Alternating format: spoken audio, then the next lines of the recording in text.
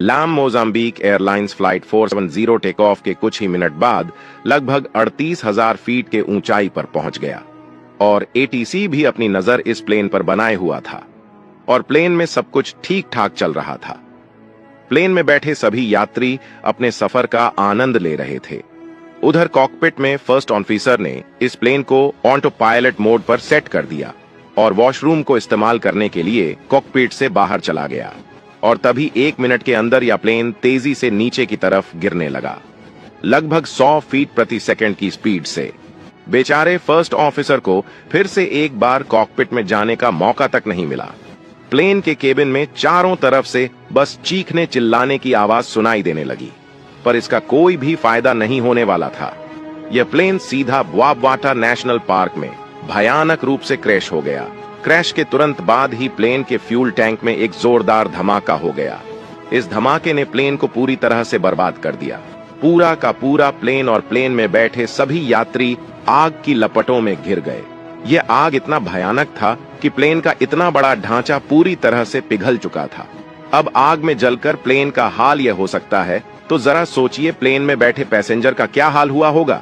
सभी पैसेंजर की घटना स्थल पर ही दर्दनाक मौत हो गई। कोई भी जिंदा नहीं बच पाया। प्लेन के ऐसे हादसे रोंगटे खड़े कर देते हैं और अपने पीछे कई सारे अनसुलझे रहस्य को छोड़ जाते हैं, जैसे कि आखिर कैसे यह प्लेन इतना भयानक हादसे का शिकार हो गया। आखिर क्यों इस प्लेन को क्रैश होने से बचाया नहीं जा सका। ऑटो पायलट मोड पर प्लेन सेट होने के बाद भी क्यों नीचे की तरफ गिरने लगा। क्या सच में प्लेन कोई हादसा का शिकार हो गया था या कोई सोची समझी साजिश थी। जानेंगे पूरी कहानी आज के इस केस स्टडी में। 29 नवंबर 2013 LM Mozambique Airlines flight 470 27 passenger 6 crew member के साथ मपूटो इंटरनेशनल एयरपोर्ट मोजाम्बिक से उड़ान भरने वाला था। इस प्लेन को 49 वर्षीय कैप्टन हर्मिनो दोस सांतोस फर्नांडिस उड़ाने वाले थे। इनके पास 9000 फ्लाइट आवर्स का कुशल अनुभव था।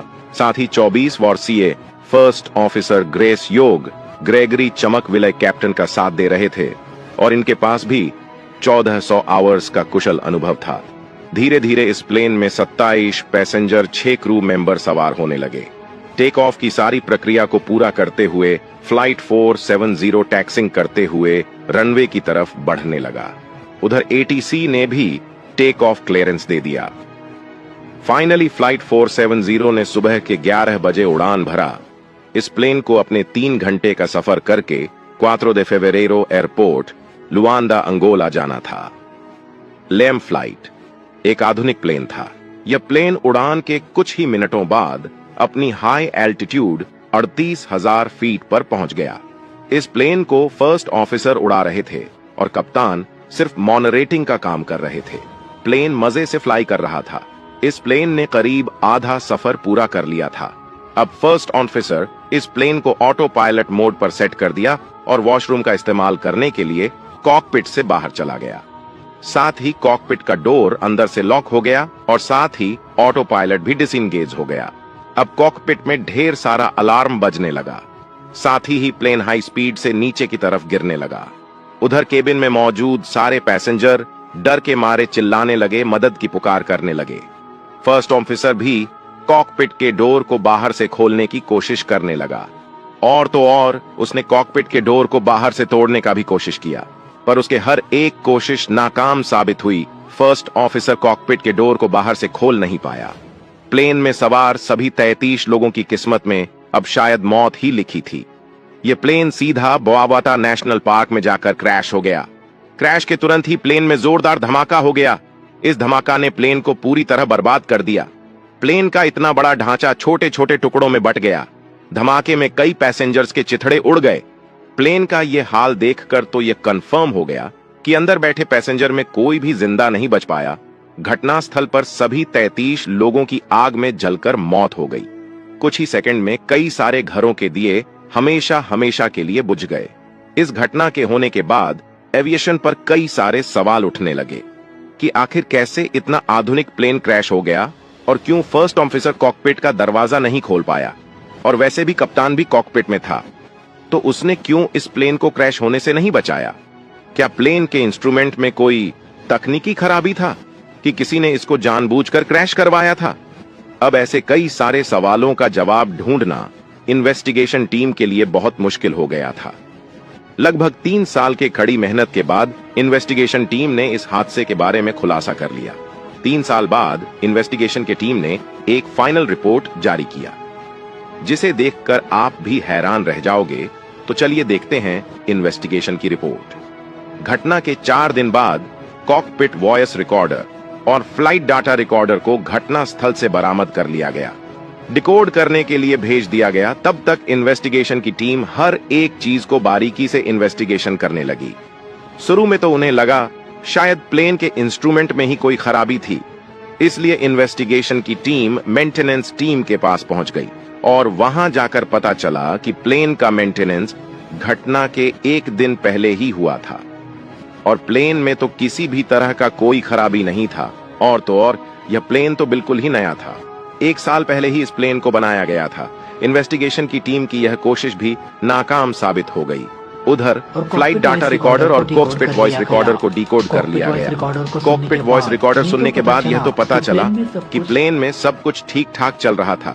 प्लेन को ऑटो पायलट मोड पर सेट करके फर्स्ट ऑफिसर वॉशरूम को इस्तेमाल करने के लिए कॉकपिट से बाहर चला गया।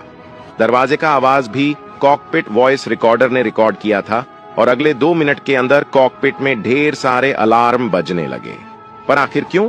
अलार्म बजने की वजह क्या हो सकती है, ये देखने के लिए फ्लाइट डाटा रिकॉर्डर को चेक करने लगे। पर तभी एक बहुत बड़ा खुलासा हो गया। फर्स्ट ऑफिसर कॉकपिट के बाहर था, लेकिन कप्तान कोकपिट के अंदर था। फर्स्ट ऑफिसर के बाहर जाते ही कप्तान ने कॉकपिट के दरवाजे को अंदर से बंद कर लिया। साथ ही दरवाजे को सप्लाई करने वाले इलेक्ट्रिक स्विच को भी बंद कर दिया, जिससे बाहर से कोई इंसान कॉकपिट में दाखिल ना हो पाए।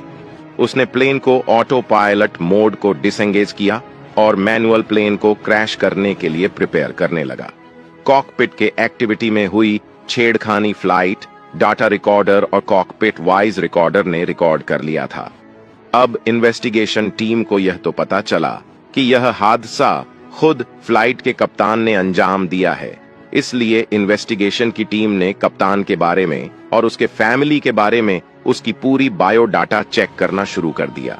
तब उनको कई सारी बातें पता चली। कैप्टन फर्नांडिस को दुर्घटना से पहले किस्मत ने कई सारे झटके दिए थे। उनके बेटे ने भी 1 साल पहले 2012 में आत्महत्या कर ली थी, लेकिन कप्तान अपने बेटे के अंतिम संस्कार से दूर रहे। फर्नांडिस के बेटे की मौत की सालगिरह भी लगभग दुर्घटना वाले दिन ही पूरी हुई थी। दुर्घटना के तारीख के दिन उनकी बेटी भी हार्ट सर्जरी के लिए अस्पताल में एडमिट थी और खुद उनके तलाक की कार्रवाई लगभग 10 साल से अनसुलझी थी। खैर जो भी हो, लेकिन कप्तान का यह डिसीजन बिल्कुल भी सही नहीं था। कप्तान को शायद ऊपर वाला भी नहीं माफ करेगा, क्योंकि उन्होंने 32 बेगुनाह लोगों की जान ले ली अपने साथ। तो दोस्तों, आज के लिए बस इतना ही। वीडियो अच्छी लगी हो तो लाइक शेयर जरूर करें।